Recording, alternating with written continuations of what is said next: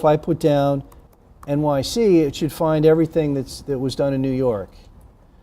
Okay, and if I put down, let's just see what happens here. If I put down Cuba, okay, because I have stuff keyworded before.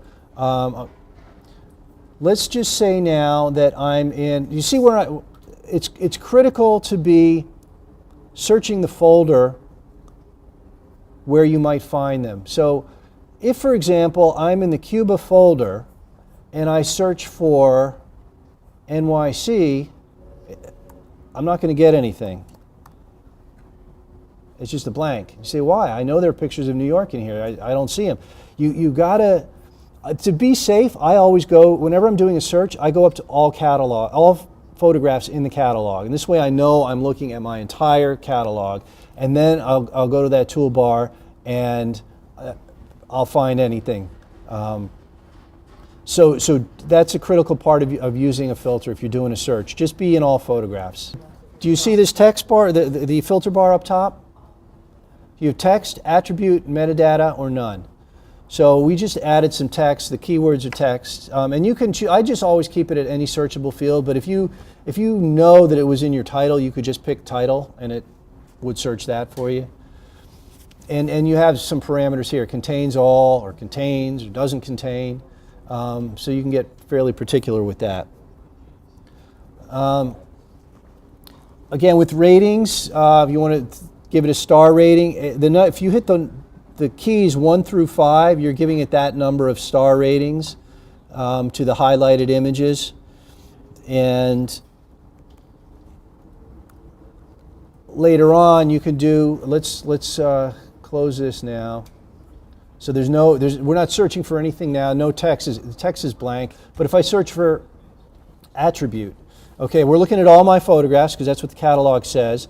And if I choose the attribute of 2 stars, the way it's right now is the rating is equal to or greater than 2 stars. So you're going to see all of my 2 or 3 star images here. And you can do the same thing with your color ratings. Searching there.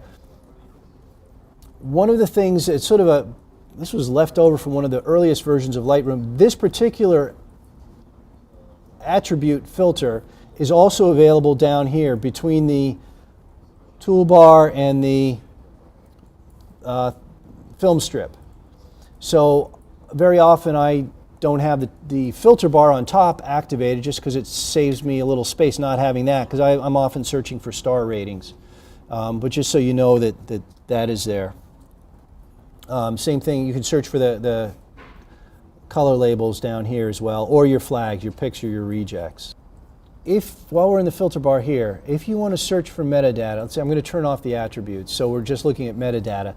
You can search by all kinds of criteria. So here you've got the year, the camera makes, which lenses you used. But if, for example, if you want to pick which lenses, right now 2 unused lenses, because that's the video. It's not recognizing that.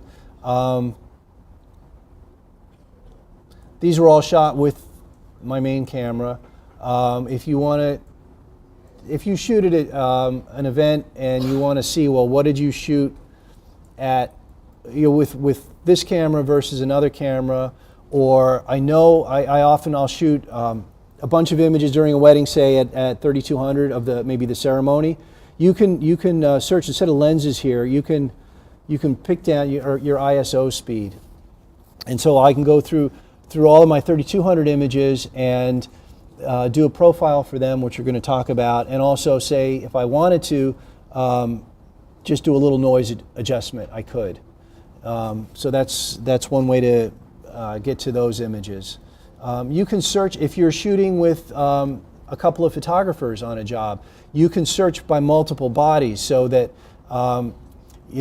say you're on Canon, or you know which model Canon you're on, or your fellow shooter is with the same model. You could actually do it by serial number, or if you know, like, well, I'm doing Canon, he's doing Nikon. It's no big deal. But going back to Paul's question, it all gets mixed in here, and this is how you can sort stuff out and file by just sort by the particular camera model or ISO or lens, or sometimes I want to know what I shot with flash or not, because I do a profile for each lighting condition. So maybe I'll do a lighting with flash and then the same lighting situation but without flash. So you know it's going to be a different profile, so I'll just pull up the flash state and just filter for that, and you can do did fire or did not fire, or all.